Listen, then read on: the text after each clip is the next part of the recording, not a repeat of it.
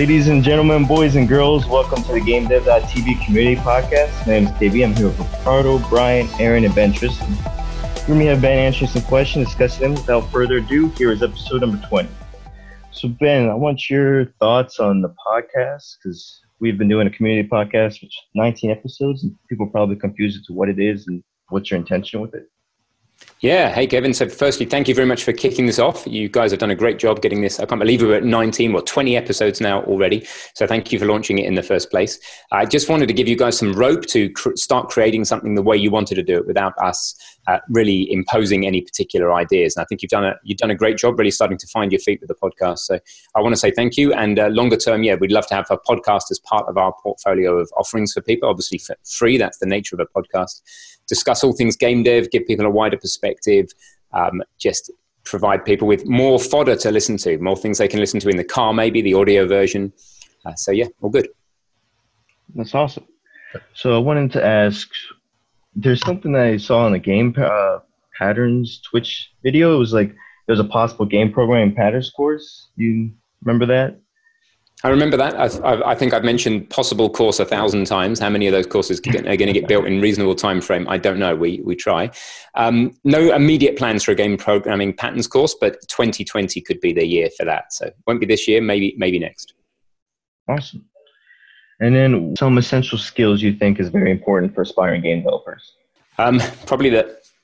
There's two types of skills, right? There's the generic skills, which are probably the more important ones that people are missing. And then there's the specific skills, like what do you need to know to be able to develop a game? So we help with the very basic beginner skills.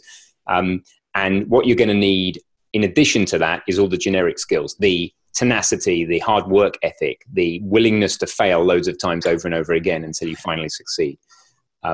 They're doing what you say you're going to do. These sort of factors are the things that are going to determine whether you succeed or not, regardless of how many skills we try and teach you. So yes, take the beginner courses. Yes, get started that way. They don't teach you enough yet in our portfolio to actually release a commercial game. So the people who have released commercial games as a result of our courses have just added their good work ethic to what we've taught them and taken responsibility for their own learning and taken it a step further and got to where they need to get. So work as much on yourself as you do on the courses would be my main advice.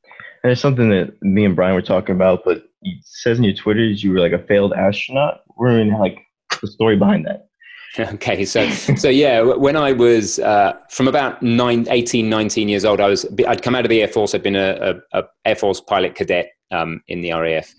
And I was also very interested in science, and I realized that a career in being an astronaut would be a great choice for me. So I started really pursuing that. I was a European Space Agency astronaut candidate. They recommended me to a TV program as somebody on their list. I didn't get very far at all with it, though, because two or three reasons. I don't really know, reflecting on it, why. I think that if I did it again today, if I had the attitude, talking about those soft skills, those generic skills, if I had the skills I have today in terms of tenacity, understanding that failure can't tolerate persistence, etc., I think I would be an astronaut today. I don't know whether I'd be as happy as I am today. I'd be up in some tin can rather than here with my family. But I think the reason I failed was more a lack of self-belief and tenacity than it was anything else. There were a couple of real reasons, specific reasons. Number one, I wasn't a good enough pilot. I wasn't like the best pilot in the country. And I also wasn't a great scientist at the time. So I fell in a gap between a mission specialist and a pilot. And the other thing was that I've got a minor bladder complaint that shouldn't have been an issue, but they're super fussy about anything medical. So a few things added together were enough to honestly, for me to give up on it. That's the problem. And that would be the same with a game dev goal. It's like, I want to make a great game. Do you want to be looking back on that in 20 years and saying, well, I didn't do it because of X, Y, and Z? Or do you want to just pursue it until you get there? Looking back on it, had I pursued it with complete tenacity and like literally showed up at their door and lived outside in a camper van, which I nearly did, and just annoyed them into employing me, I think I would have got the job. And the same with you producing a game. I think that if you are tenacious enough and willing to fail enough times, that you can do it. So that was the story there. I'm still going to be an astronaut, but a private astronaut. So I'm going to do it anyway, but not on a wage. Like SpaceX? No, probably Virgin Galactic. Oh, okay. Nice. Yeah. What made you want to start GameDev.tv? I didn't want to start GameDev.tv. I didn't know I was going to start GameDev.tv. I had no idea about any of that. So this is one of the things about a little bit of a lucky element and then building on what you've got. So to back it up a little bit, I probably spent 15 years designing the silhouette of this business and lifestyle I have now, but I didn't know anything about the specifics. I spent time in personal development seminars and in introspection, writing down the sorts of pattern of the life I'd like, how I'd like to work, how many hours, what sort of money I'd like to earn, how much time I want to be able to spend with my family, how much time I need to be able to invest in my health, all those things. But I would have had no idea if you'd asked me even 6 years ago what the vehicle for achieving those things and being able to help a lot of people would be. I knew I've got a lot of value and skills I could help people with, no idea what it was. I had a degree in computer science, another degree in physics, and I just started a Kickstarter on Unity because I wanted to learn Unity myself, and there weren't any good resources. And that was 5 or 6 years ago, 2014, I think. Yep. And I just had the audacity to sit on YouTube on a webcam and say, I'm going to make the world's best Unity course, not knowing anything about Unity at the time, of course. And that was the sticking my neck out. What happened was that a load of people also decided they needed to learn Unity and believed that I could help them. And then we did the hard work, which took years to actually produce the course and follow-up courses that led to that dream coming true. So GameDev.tv was born out of the fact that we had a Unity course, and then we had a Blender course, and then, maybe we should do Unreal, and then maybe this is game development we're teaching. So that's how it came about. It wasn't like, let's design something called GameDev.tv. And now the bigger picture is we want to solve game development teaching and then use what we learned from solving game development teaching to widen that to other topics like development in general and maybe teaching in general in the long term. I remember the early days well. Yeah, thanks for being here that long, guys. What is your advice on people who can't seem to finish their games, projects, or courses? Chunk it down would be one thing. So suck it up and chunk it down. So one piece of advice would be suck it up, princess, get it done. It's going to be hard. That's not going to feel good, but it'll feel good afterwards, like working out or, dieting or whatever. Like I haven't eaten for 42 hours right now because I'm trying to lose some body fat. Easiest way to lose body fat is don't eat for a while, right? It's not easy, but I'm nice and lean, so that's good. It's hard to work out. It doesn't feel good at the time. Pursue things that are simple but hard. So working out is simple. If you just go and lift some weights, it's hard because it's hard. Don't eat for a while. It's simple. Don't eat. It's hard because it's emotionally hard, right?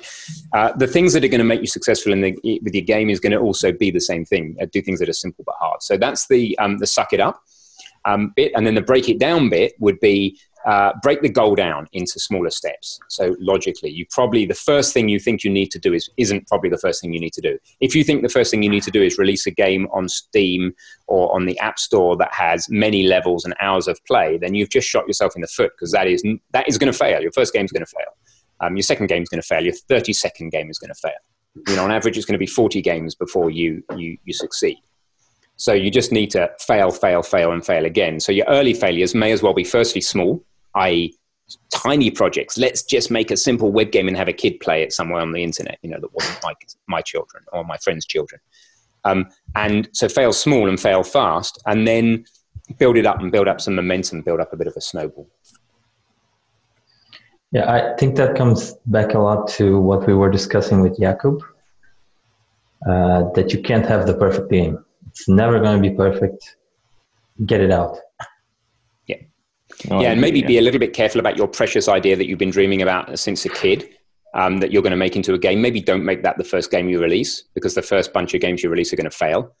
So know yourself is the bottom line. If you're already in your, you've got a lot of life experience, you've got all the prerequisite skills in marketing and team building, and you've got all the resources, then sure, go make that game first off.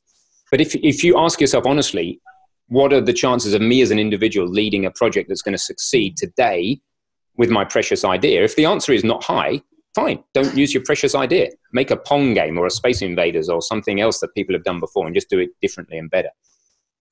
Yeah, you see a lot of that also when you see some questions on game dev groups. You see people asking giant things like, how do I make WoW? Yeah. I mean, the way for you to make WoW is probably to go and get a job in the company that makes WoW.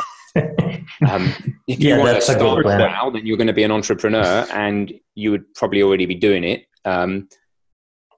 Or you build a team, but it's gonna. Why do you want to make WoW? I mean, where are you coming from? Are they coming from their ego? The only way that they can be satisfied is that they've made a game like World of Warcraft? Is it some romance that they're going to build a game that they're so fond of? I don't know, but I mean, I would go deeper and ask your motivations. Why do you think you need to make World of Warcraft when you could make, Crossy Road, which took you a few weeks and still made you as much money? Yeah, I'd say probably the first follow-up question to those questions is, do you have a few $1 million? to do what with? To make a game as big as WoW. Yeah, especially MMOs. Like, people really want to create MMOs. People don't realize how much infrastructure you need to keep the servers running.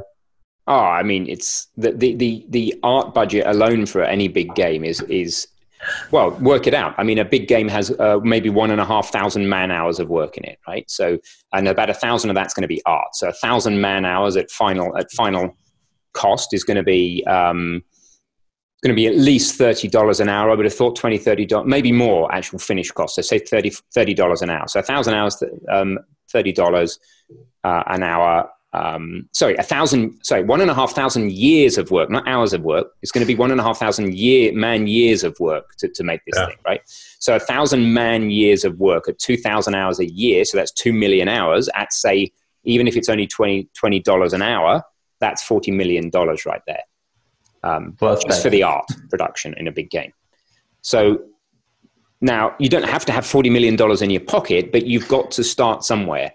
And that money's ultimately got to end up in the pocket of the artist if they're going to sit there day after day making stuff for you. So if you want to grow something that big, you're going to have to start it small. Yeah, I think a good start is the indie game movie. Is it the name? The one with the guys from Super Meat Boy and Braid? I think that's a good start, knowing how it is, instead of trying to build something huge, make something unique and fun. Yeah. The hard part is the intersection. Actually, it's easy to do something unique and not fun, and do something fun and not unique. Yeah, that is tough. You're trying to design something like very fun, but like what is fun to you might be different to someone else. The unique bit, I think, is mainly to help you with the marketing. It doesn't have to be unique to be a successful game, but it probably has to be unique to cut through from the marketing point of view. Yeah. It may not even have to be unique. It may just be, you know that the next Call of Duty is going to probably do all right if they do a good job. Nothing unique, but they have to do something a little different. They make zombie or this or that or the other. But the unique thing, maybe people get a little too hung up on. It needs to be a little bit unique, something a little bit different for people to talk about, ideally. But just implementing something well and marketing it well is going to go a long way. There's always hunger for simple games, genres that have been done before. I'm playing Tetris Effect at the moment, There's not much unique about that game on the PS4. It's beautifully implemented. I can't tell you one thing that's particularly unique. It's just done really well. So. Makes sense. Yeah. What tips do you have in marketing games? In marketing? Mm-hmm. Like, where does someone would start? Does it make like an Instagram? Start... Well, that's the mechanics of it, but you need to start with what's your pitch. What is in 6 words or less? What is this thing? So you take it. How do you describe the experience someone's going to have in a few words, so that you can get the message across, like your elevator pitch? Okay. So use blocks to create virtually infinite worlds. I mean, that would be maybe Minecraft, or a bunch of heroes save the universe, maybe the Marvel movies, or, you can summarize most movies, most books, most games in just a few words. And if you start with knowing what you're going for there, then that really helps you. So start with a pitch. And then after you've got a simple pitch, then start making some sort of early product, early material for people to engage with. You don't need a game for people to get excited about your sketches, Kickstarter proves that. But you do need a pitch. You do need a dream, a goal. So try and get a pitch into 6 words or less. Really hard, but it's nearly always possible. And if necessary, use existing reference points and say, this game is Grand Theft Auto meets Tetris. I mean, what the hell that would be, I don't know. But you get the idea. If you can, you could take reference points from other things that exist out there, or you can do something new. Kid tries to survive or kid survives, you know, across desert or something like that. You know, I mean, you get the idea. You need a something that they get a kernel of interest, and then from there, the first bit of product you need is just sketches and ideas and a community to discuss and let the community evolve the idea with you. So going to crowdfunding can be pretty helpful in that respect because you get people's feedback very early. Yeah, and then just keep finding out what people want and building it for them and repeating. Yeah, I played a very interesting game recently. It's pretty much Tetris meets physics.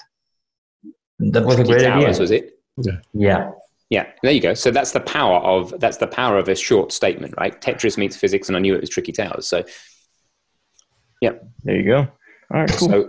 So the fact that you can get somebody interested in that game by saying that, if you knew that at the start, then you've already done a lot of the work. If we're going to make Tetris meets physics, oh, cool. Well, what's that mean? And that creates questions in people's mind and opens a conversation rather than closes it down. If I say I'm going to create a football game, however ambitious that game is, if I just say that, there's no reason for you to continue to ask me about it. The conversation's ended. You're like, oh, cool, is what you're going to say. And then walk and talk to the next person at the party. But if you were interested in Tetris or physics, and I said I'm going to make Tetris meets physics, then you might start asking, oh, what do you mean Tetris meets physics? You know, well, you know, in Tetris, the blocks perfectly land where they go. They either fit or they don't fit. But with physics, they would fall over and stuff and bounce. Yeah. Oh, what? Weird. And you're going to build a tower. You know, build Tetris tower with physics, or battle physics building Tetris towers. So battle physics building Tetris towers would be within 6 words and would give you straight away an idea of the experience of playing Tetris Effect. If you'd have come up with those 5-6 words before you started, you'd be miles down the road with your marketing because the idea would be clearly communicated and would open up questions and conversation with the community about what does this mean and what could happen and what could it be like. And hey, there could be a battle mode and you could be, you know, whatever. Yeah, and it can also help you define your MVP, right? Yeah. That is your MVP, really. Yeah. Well, no, sorry.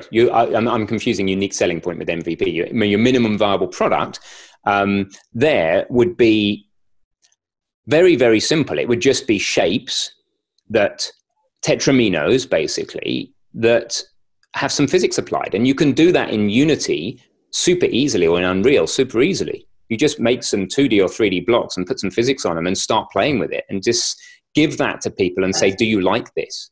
How tall a tower can you build in my super basic prototype?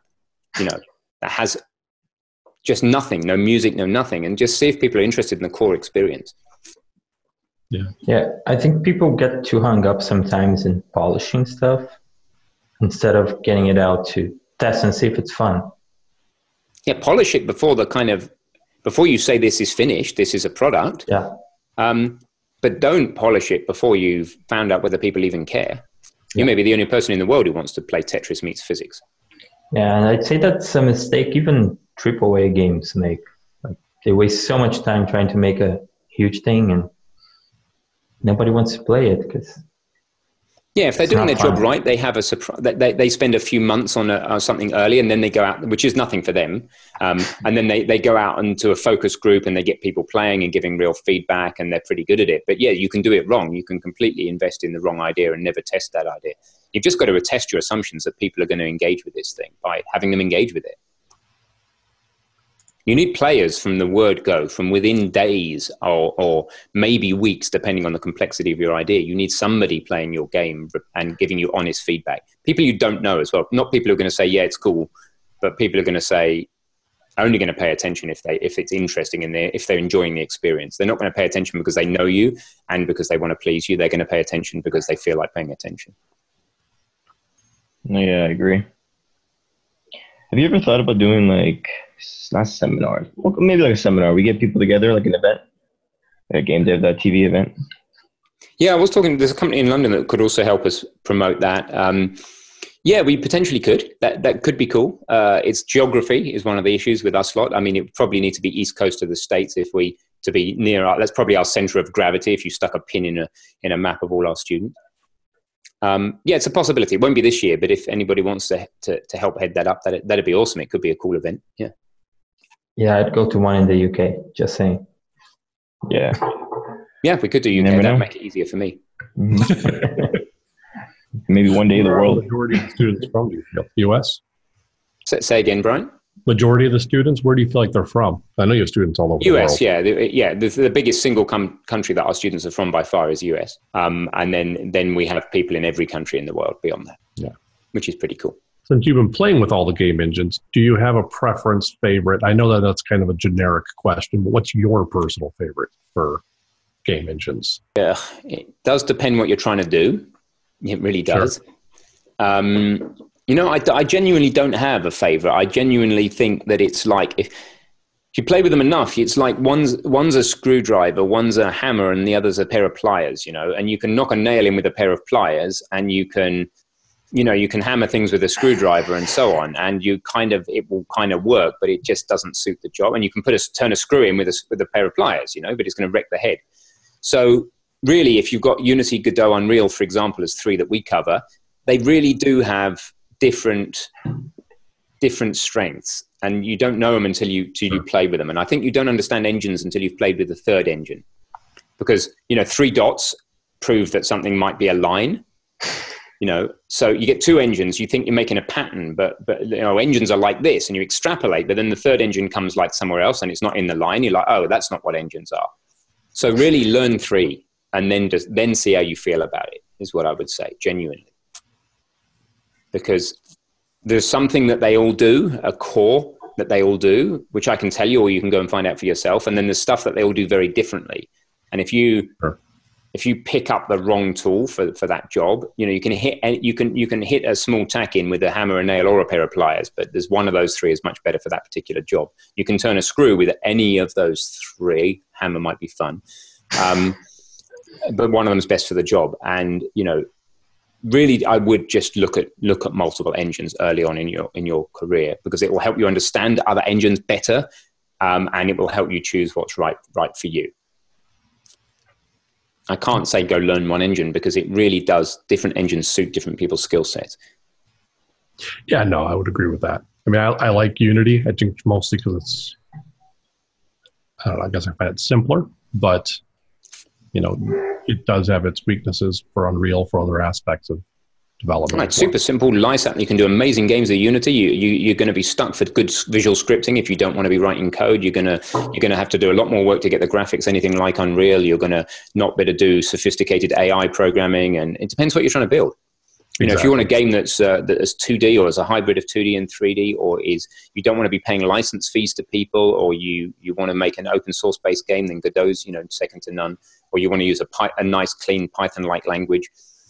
So they all really have their. I just can't answer that. You've got to go and just pick a project, build it in an engine, and then once you've done that once, a simple project, and shared it and got it out to the world, to people that you don't know, then decide, am I going to do the next project in the same engine, or do I want to try a different engine? And then just repeat that, and eventually you'll settle on one or two or three engines. Yeah, depending on how simple the project is, you can even do it in 2 different engines just to get a feel. Yeah. That was kind of the plan for the YouTube channel. Kind of do the same game in a couple engines. And depending on the game, you'll get different results as to how easy that is. Yeah, snowball fight, right? Yeah, snowball fight game. Yeah. With that. For a new student of GameDev.tv, why is clean code so important? Why is what so important? Sorry. Clean code. Oh, why is clean code so important? Yeah. Because because code is the interface between the human and the machine, and it works both ways. It tells you what the machine is going to do, and it tells the machine what you want it to do. And if you don't have clean code, you've got a very confused message about what you want the machine to do, and you will get confused about what you're asking it to do. So it's all about clear communication on one level. You spend a lot more time to write a line of code. You need to read all the lines of code around it. So if reading clean code is much, much faster, you don't get any nasty surprises. If it's clean and consistent enough, you can, when you glance at it, you pretty much can assume it's doing what it looks like it does. Whereas code that's messy, when you glance at it, you can't assume it's doing what it looks like it does, because it doesn't look like it's doing anything apart from making a mess. Mm-hmm. So you have to spend a lot longer reading it. So therefore, to even write a line of code, you're going to spend so much more time. It's going to slow your writing down. massively because you won't know what to put where. In good code, you want to make a simple change. If it's well structured, it's just obvious where that needs to go. And in bad code, you get to the point where you can't even continue to add to it. You get to the point, if you let your code get sufficiently messy, when you can't do a simple thing. Hey, I want the player to have more lives. Oh, I can't do it because I've just made too much mess. So you will just paint yourself into a corner with messy code. You can do it. It's quick and fast, and you can do messy code. You just better hope that you get your project finished before code gets so messy you drown in it. Yeah, that's very important. That's why refactoring is important too. Yeah, as you go. Refactor as you go, tidy as you go. Mm-hmm. Yeah, just like version control, I think it's one thing that's very easy to ignore when you're getting started, especially by yourself. Yeah, excuse the pun, easy to ignore. Yeah, I mean, I've just released a course on Git just a matter of weeks ago, and that takes you through all the basics. And I think anybody, even if you're working on your own, you should be using some form of local version control to back up your project, to allow you to have the creative freedom to try things and jump back to previous stages that you know worked. Version control is very different to a regular timed backup. If I've got Time Machine on my machine, it backs up every hour. I could say, hey, that's good enough. It's not good enough because when it took that hourly snapshot, the project may have been in a complete mess. The point about version control is you're taking backups, and the most basic level of an individual, you're taking backups when things work, when you choose to take backups. So it's huge, and that gives you the freedom to go back and to explore forward and try things that you may not otherwise have the courage to try. So, plus all the other benefits, which you can find out about in our Git course. It's a great course. I highly recommend it for anybody. Oh, thanks, Brian. It's short and sweet. Talking about courses, the math course, Math for Games, I think people need like an update, want to know what's going on. When's the first video coming out? Yep. So the live sessions start next week. They've been scheduled and announced for those people who are on that tier. The first video will be going to the animator today. So, and then I'm going to be one of my primary focuses right now is shipping that course. So I'm going to be aiming to ship many videos a week, somewhere between 5 and 10 videos a week over from the very beginning of September. So starting today, but full production speed, next week, which is the last week in August, and then the beginning of September. As someone who says they're really bad at math, what would you tell them? Say they can't be taught it, it's unteachable. I would say you didn't say that about walking. When you had the naivety as a kid to not know how hard walking was, but you see, as a kid, you had the role model that everybody else around you could walk, so you kept failing until you could walk. We don't have the role model that everybody else around them is good at maths. So you're just going to have to imagine and believe that if you want to be good at maths and you think that it's beneficial, that you can be, and then you'll fail enough and then succeed at it. So same story. Failure can't tolerate persistence. Yeah, I'd say most people have issues with math, mostly because of mental blockers, not by real difficulty. They're just scared. Yep. I think what happens in some schools is that there's a positive feedback loop. I mean positive by not that it's good. I mean positive that a movement in one direction leads to a snowball in that direction. So if you start off a little bit better than others at maths, then you get the satisfaction and you get the teacher's attention, and then suddenly you snowball and you do a load more maths and you get graded it. Luckily, that happened to me. But if you started off just a little bit by just bad day, whatever, just one little knock of your confidence, can't get the right answer, I'm not good at maths, don't try so hard, don't get the attention, don't put the effort in, snowballs the other way. But that was the past. You can start again. You can start afresh and go, right, I'm now going to create a positive snowball where I'm going to have a little series of quick wins and I'm going to build on them until I really do get good at it, or as good at it as I need to be. Yeah, and the good thing about online learning is that you have all the time in the world. Yeah.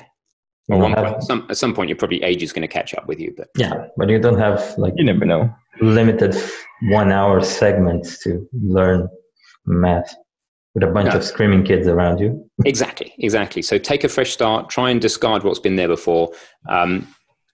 Be honest with where your confidence level actually is. If you're really not confident, start at the beginning. We're going to start at the beginning, adding and subtracting and what that means in terms of the number plane, and build it up at the speed that's right for you, and keep applying it, using it, testing it, pushing it, being inquisitive. That's great, because that leads into what does somebody do after they finish a course? Because most people, they're like, I'm done, but what next? Make a game, redo the course. What's your advice on that? Do whatever you did when you originally do whatever you wanted to do when you first decided to buy the course. Why did you buy the course? Oh, if I buy that, I could feel better about myself. Well, then feel better about yourself. You don't have to do anything. I could boast to my friends that I finished it. Well, go boast to your friends you finished it. I could make a game. We'll go make a game. I could make a little cinematic intro sequence for a friend's game. Well, go make a little cinematic intro sequence for your friend's game. So the point is, try and remember why you did the thing in the first place, and go back and do that. It's going to be different for everybody. Of course, making a game is one of those possibilities, but there's other reasons you may have started that course. Go apply for that job you didn't have the confidence to apply for before. Go whatever it is. No, I agree. I guess one of my questions was, how do you feel the course translate, any of those courses translate to kind of the business world side of software development?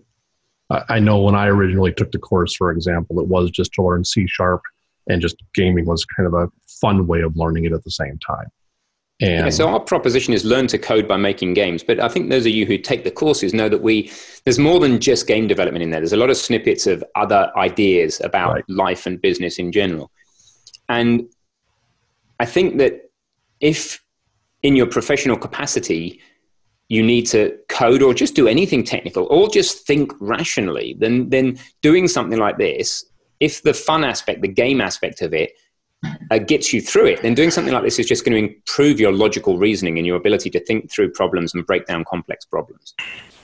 And something that you've been touching on a lot here is self-confidence. And I think that's really one of the biggest aspects of this. And being able to complete these courses gives you a lot of that confidence. That's one of the best benefits of this, the simplicity and the basic, the simple nature, the beginner nature of how you design all of the content. Yeah, thanks, Aaron. So that's the point. We want to build, ultimately, people will live into their self-image. They will achieve whatever their current genuine level of self-confidence believe they will achieve. You can see people's inner world by looking at their outer world, what's around them, I believe. So if you're not doing so well, or you don't feel like you're doing so well, look, come on, there's the answer. If you don't feel like you're doing so well, you're not doing so well because you don't feel good. I mean, it doesn't. So improve your self-confidence by, how do you do that? By, you've got all these stories, all this stuff that everybody told you about why you're not good enough, why whatever, your parents, your dead parents, your grandparents, your teachers, your bully in the school, all that stuff. The way through that social proof that you're not good enough is to start actually doing stuff. And what will override that is the memory, or the recent memory, even better, of an achievement that you actually did. And whatever voices there are in the back of your head, if you just did a thing, that your brain will probably believe that even more than all the voices in the back of your head. You just got to go do the thing. Is it scary? Yes. Is it difficult? Yes. You just got to move forward despite all those things, right? Yeah. I was worried I wouldn't be able to have this conversation because I haven't eaten for now nearly 48 hours, and I didn't know how I would feel. But I'm like, and I'm fine. I turned out to be, it's okay. I mean, I'm hungry, but you can't let things stop you moving forward unless they actually stop you. So, yeah, doing stuff in small steps and build exponentially like a snowball. If you don't have much confidence, don't try and do something that requires a lot of confidence yet, because it's just going to lower your confidence even further. Don't try and build an MMO as your first project. I think I might just rename the whole business. Don't try and build an MMO. No, that would help a lot of people. That would just help the pain and stuff. Yeah. Might kill sales though. Where do I start? Not with an MMO, you tool. Yeah, I'd say the confidence part is also one of the biggest benefits from learning from a structured course compared to YouTube videos, because you have quote unquote finalized product to at least be able to say, yeah, I made X. Yeah, and you did all the steps. Better think. Yeah, you built on your knowledge too. Yeah. From one section to another and then rehash the same topic and expanded it. quizzes help too in confidence. When you get like 100%, you're like, oh, I know it. I got this. Yeah, it does mean we've got to write them properly because half the time our quizzes are faulty. So no, that's not really true. We get one in 100 quiz questions we get an issue with, and then we fix them immediately. Somebody tells us. So, but we do get people do what I'm trying to say is to honor the fact that some people fail to get 100% in quizzes, and sometimes it's our fault. But if you tell us, we'll fix it immediately. Yeah. I got something wrong, Ben. Please change the answer to be my answer. Yeah, what you need to do is you need to identify that we've made a genuine, reproducible mistake in the quiz, and then we'll change the quiz. I'm not changing the quiz answers for every student to what they got wrong. But it's worth a try. Yeah, right. What's the craziest request or question you've gotten? From one of our students? Yeah. Okay. Just life. Just clarifying, yeah. All sorts of horrific things just popped into my mind that I don't think are suitable for the podcast. No, not those. Sorts after dark. And strange expressions on their faces. Anyway, so I don't know, I don't have anything top of mind. I think we probably had a bunch of strange requests, but I think you need to bring that question back on a future podcast. Get me back in 20 episodes and ask that question again, and I'll look out for strange things in the meanwhile. I think everything's a bit strange, and hence everything's a bit normal. So they kind of brush past me. But now you've mentioned it, you set my reticular activating system, and I will keep a better eye out for it. You know, You don't really notice things until you start looking for them. If I asked you to close your eyes right now, and you can do it as an exercise if you like, and to name all the things in your room that are red. Now, within the state of your eyes closed, that's quite hard. I can name one thing, which is a T-shirt over there, because I wasn't looking for it before I mentioned that. Now, if I look around, well, that text there's red, these water bottles are red, that ball's red, that bag's red, that heart's red, this dude's headphones are red. So I didn't even notice any of that until I set my mind on looking for it. And the same goes with opportunity. So so I wasn't looking for strange things. Now you've mentioned it, I'm going to look for strange things between now and the next podcast.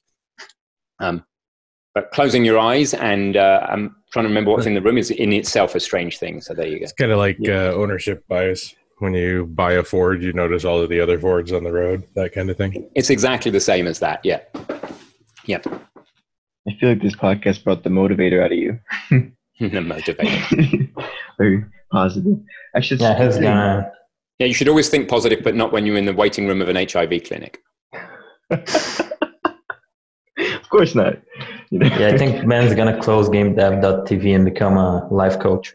No, I closed my life coaching business and opened GameDev.tv. That's the best thing I ever did. It'll be P90X for game developers. Oh, that'd be great. 90 days you'd be a game developer. Yeah. You can do it. Tony Horton style. Yes. Do your best and forget the rest. Something like that. Yeah. Very. Oh, man. Does he ratchet it down like 10 minutes a day, 5 minutes a day? Yes. Coding on in recumbent bike. Yeah, in a leotard. You might need to do more than 90 minutes. What is P98? It's not 90 minutes. It's 90 minutes. Yeah, well, it is 90, but then they have like a 45-minute version and a 30-minute. The third one has. No, it's not 90 minutes a day because I used to do it. It's 90 days program. Oh, it's It's about 25 minutes a day.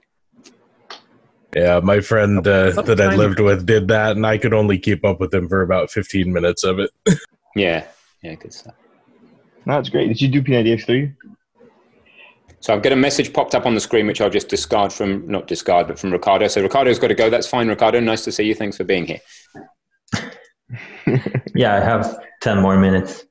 Okay, well, that's cool. I've probably only got 10 more minutes as well because by then I'll have passed out from lack of nourishment. Can't have that. Back to the positive. What are the benefits of playing video games, making video games, being around video games? It's really good for making you overweight, just sitting and playing computer games. So if you want to be a sumo wrestler, then play a lot of video games and you can, grab some tacos and a computer game.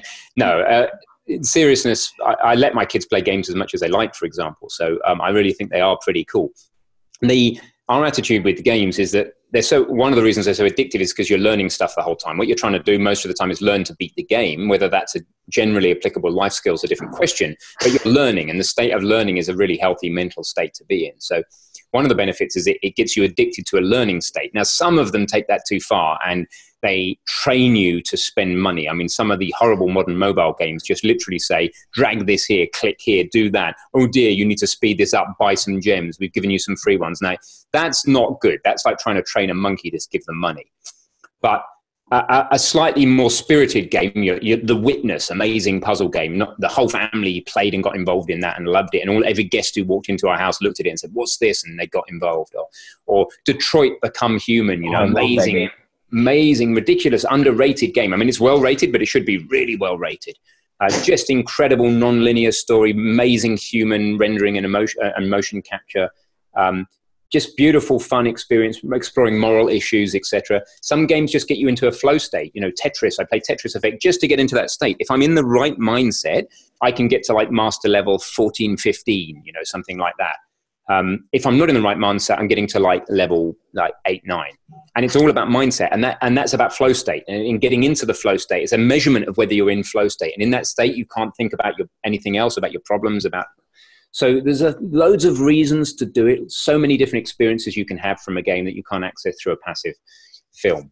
So playing games is just fun. And is fun important? Sure, of course it is. It's play. Play is vital. I was listening to a TED Radio Hour talk just yesterday about how a bunch of mass murderers that this guy interviewed had in common is they didn't have enough play as a kid. And play is just as important as an adult. It lets you free associate. It really lets your brain just kick back. So play, I really believe in the benefits of, and there's lots of people espousing those benefits out there on the web. Just look that up. The benefits of creating them are different, I think, quite different. But it's a very challenging and cool form of programming. An environment where performance matters, where cleanliness of code matters, because it tends to be a big and ongoing project, where just kind of almost everything matters. And it's very multidisciplinary. You can take yourself in the direction of music composition, or story writing, or C++ programming, or the maths of procedural generation. So it can because you're creating virtual worlds, it can take you virtually anywhere, which I love about it as well. So there you go, a couple of benefits. Yeah, I love that. And I love the Detroit Become Human in that game. What was your favorite game? You're gonna dig back. The problem with that is that Kahneman's peak end theory, right? You remember the best experience, which I think is what you're asking, but also the most recent experience. So because of recency, Detroit Become Human was amazing. I'm loving Tetris Effect. Because of a peak, The Witness was amazing. But then, if also depends on the genre. It like depends I have on the favorites of different kinds of games too. Absolutely, yeah. My personal strategy is pretty mainstream. I look at IGN reviews, and if an IGN review is like 8.5 or above, I play that game unless it's in a genre I've repeatedly banged my head against. So if it's an NFL game or a football game or a tennis game, I'm just not going to give it a chance anymore because I've tried that enough times and I just don't enjoy those games. But most genres I do enjoy if the game is outstanding. So I just always try and find out a few outstanding games and play them anyway. So, I mean, if you go back further in time, then the fact that I can even remember it must mean that games like Doom or Diablo or Ultima or whatever must have been pretty amazing. Otherwise, I wouldn't be remembering them 20, 30 years later, something like that. So you've got to factor that in. If you can remember Wolfenstein, Wolfenstein 2D. Or Pool 3D, of Radiance, the original gold box version from SSI. Yeah, that thing still was one of my favorite games ever.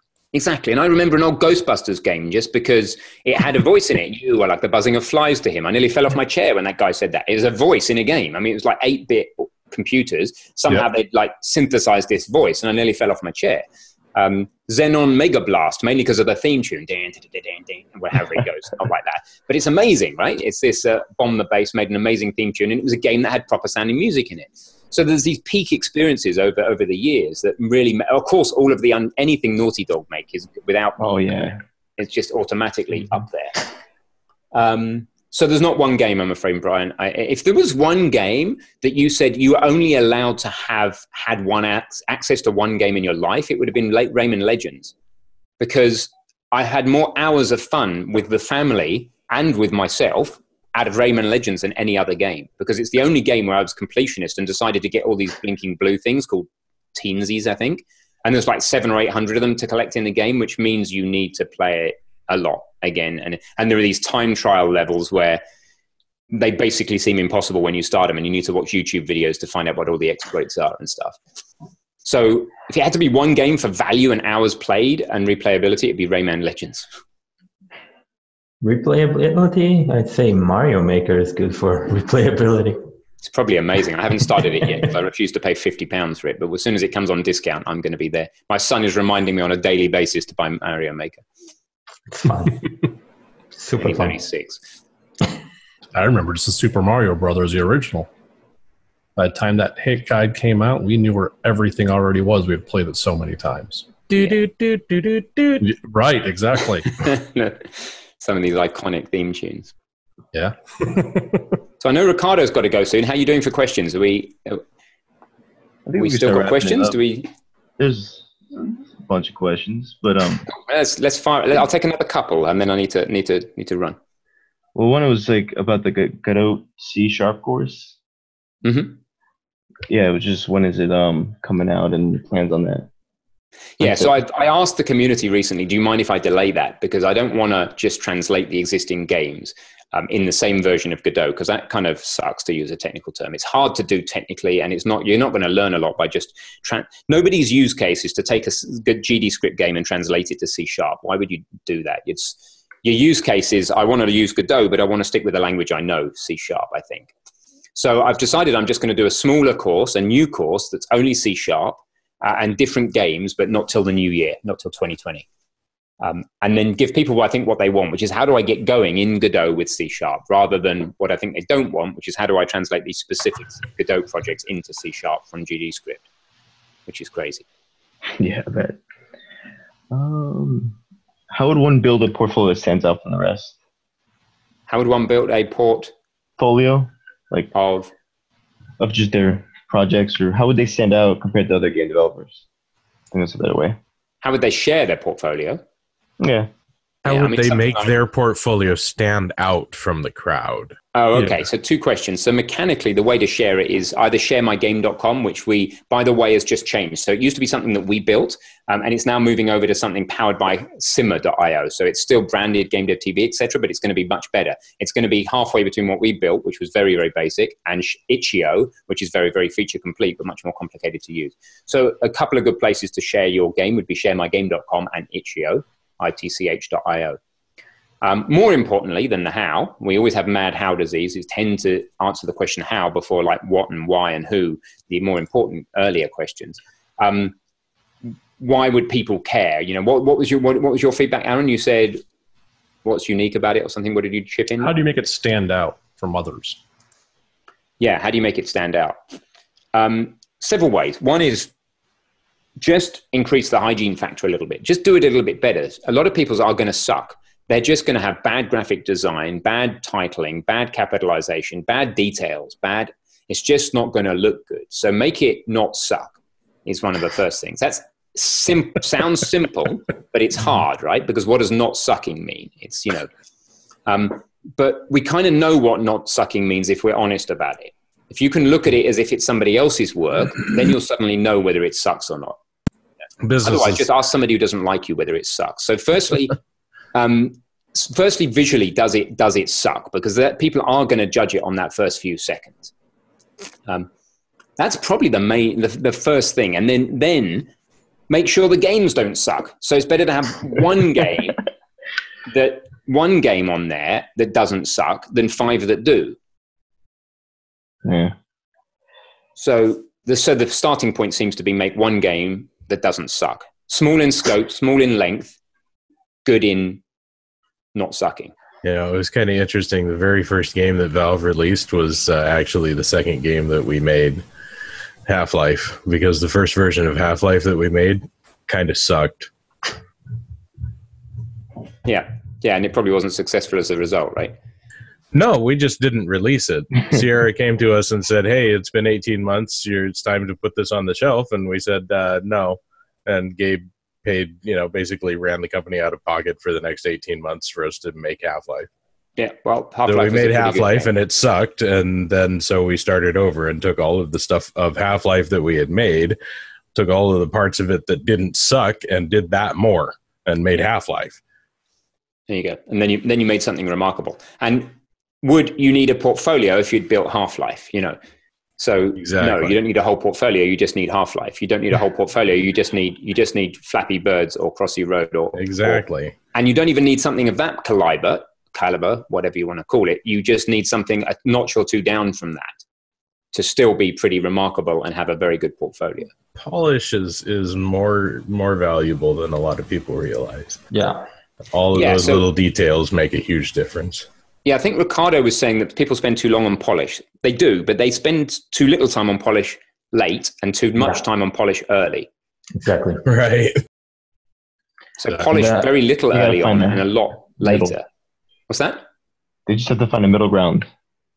You just polish things when you finish making them, right? You don't make a car and then you don't polish a car as you make. Well, maybe they do, but if you're a craftsman and you're building something like a wooden statue or whatever, you're not going to polish it till it's finished.